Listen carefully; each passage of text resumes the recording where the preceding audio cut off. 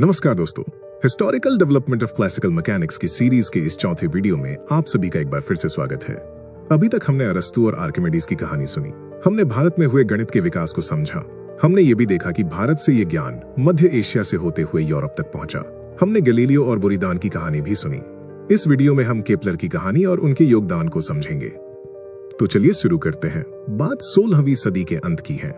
Denmark के महान खगोल शास्त्री टाइको ब्राहे ने अपनी वेधशाला में 20 सालों तक ग्रह नक्षत्रों को नंगी आंखों से इतनी सटीकता से मापा था कि आज भी वो आंकड़े बेमिसाल माने जाते हैं। टाइको के पास डेटा का खजाना था, लेकिन उसे समझने वाला कोई नहीं था। तब प्राग में उनकी मुलाकात एक युवा गणितज्ञ से हुई जिसका नाम था जोहान्स केपलर। केपलर टाइको के विपरीत सूर्य केंद्रित ब्रह्मांड अर्थात हेलियोसेंट्रिक मॉडल में गहरा विश्वास रखते थे, लेकिन उन्हें पता था कि प्रचलित धारणा कि ग्रह वृत्ताकार कक्षाओं में घूमते हैं कहीं न कहीं गलत है। टाइको ने केपलर को सबसे बड़ी और उलझी हुई पहेली दी, मंगल ग्रह की गति। टाइको की मौत के बाद केपलर को वो सारे अनमोल अवलोकन विरासत में मिले। केपलर ने मंगल की गति को वृत्त के नियम से मिलाने की कोशिश में वर्षों लगा दिए। वो बार बार हिसाब लगाते और बार बार टाइको के अत्यंत सटीक आंकड़ों से थोड़ा सा फर्क आता। ये फर्क महज 8 मिनट का आर्क था, लेकिन केपलर को पता था कि टाइको के उपकरण इतने सटीक थे कि इस छोटे से फर्क को नजरअंदाज नहीं किया जा सकता। क्या इस छोटे से फर्क ने केपलर को रोक दिया? नहीं, बल्कि उस 8 मिनट के फर्क ने केपलर को प्रेरित किया कि पूरा ब्रह्मांड ही शायद वृत्त के नियम पर नहीं चलता। उन्होंने हजारों गणनाएं की, क्योंकि उनके लिए ये सिर्फ गणित नहीं बल्कि ग्रहों की गति को समझना था। 10 साल के अथक प्रयास और निराशा के बाद केपलर एक चौंकाने वाले निष्कर्ष पर पहुंचे। ग्रह वृत्त में नहीं बल्कि दीर्घ वृत्त में सूर्य की परिक्रमा करते हैं, और सूर्य उसके केंद्र में नहीं बल्कि एक फोकस पर होता है।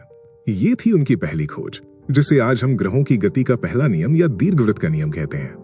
इस खोज से सदियों पुरानी मान्यता टूट गई, लेकिन केपलर यहाँ रुके नहीं। उन्होंने महसूस किया कि मंगल कभी कभी सूर्य के पास तेजी से दौड़ता है और कभी दूर जाने पर धीमा हो जाता है। उन्होंने फिर से टाइको के डेटा में सिर खपाया और पाया कि सूर्य से किसी ग्रह को मिलाने वाली काल्पनिक रेखा समान समय में समान क्षेत्रफल तय करती है। इसका सीधा सा मतलब था कि जब कोई ग्रह सूर्य के करीब होता है, जैसे पृथ्वी जनवरी में, उस समय उसकी गति बढ़ जाती है, और जब वो दूर होता है, जैसे जुलाई में, तो धीमा हो जाता है। ये था उनका दूसरा नियम, जो गति में बदलाव को समझाता था। उदाहरण के लिए पृथ्वी सूर्य के पास अर्थात पेरिहेलियन और दूर यानी एफिलियन दोनों बिंदुओं पर 30 दिन में जो एरिया कवर करेगी वो बराबर होगा। केपलर का मन अभी भी शांत नहीं था। उन्होंने पूछा, क्या सभी ग्रहों की गति में कोई गहरा संबंध है? क्या हर ग्रह अपने समय और दूरी से बंधा हुआ है? वर्षों की और खोज के बाद उन्हें वो ब्रह्मांड का संगीत मिला। उन्होंने तीसरा नियम दिया, जिसे हार्मोनिक नियम कहते हैं।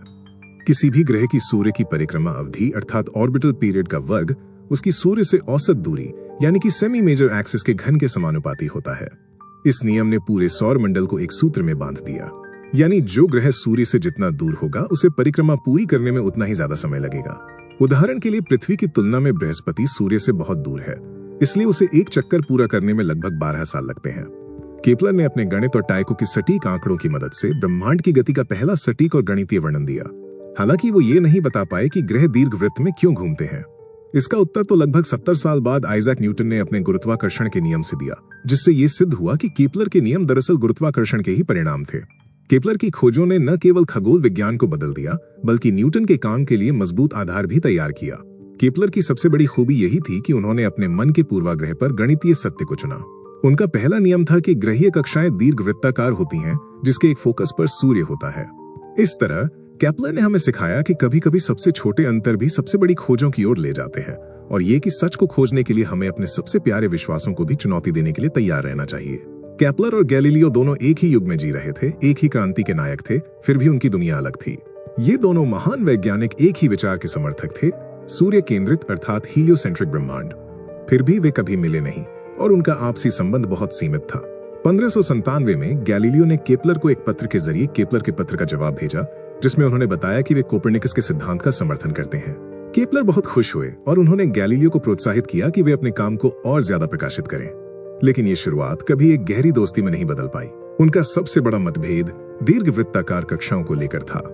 गैलीलियो दृढ़ता से मानते थे कि ग्रहों की कक्षाएं पूर्ण वृत्त हैं, और उन्होंने कभी भी केपलर के दीर्घवृत्ताकार कक्षाओं के सिद्धांत को स्वीकार नहीं किया। गैलीलियो का काम प्रयोगों और सीधे अवलोकन पर आधारित था, जबकि केपलर का काम गणितीय विश्लेषण पर। गैलीलियो ने अपनी दूरबीन से पुरानी दुनिया को तोड़ दिया और केपलर ने अपने गणितीय विश्लेषण से नई दुनिया का निर्माण किया। केपलर के काम के लगभग 70 साल बाद न्यूटन ने उन नियमों के पीछे के भौतिक कारण को उजागर किया। केपलर ने हमें बताया कि क्या हो रहा है, और न्यूटन ने समझाया कि क्यों हो रहा है। इस तरह न्यूटन का काम केपलर की खोजों की नींव पर बना और इन दोनों महान वैज्ञानिकों के योगदान ने मिलकर हमें ब्रह्मांड को समझने की एक पूरी और गहरी तस्वीर दी, जिसके बारे में हम अगले वीडियो में समझेंगे। अगर वीडियो पसंद आई हो तो लाइक जरूर करें, साथ ही चैनल को सब्सक्राइब करें। धन्यवाद। आपका दिन मंगलमय हो।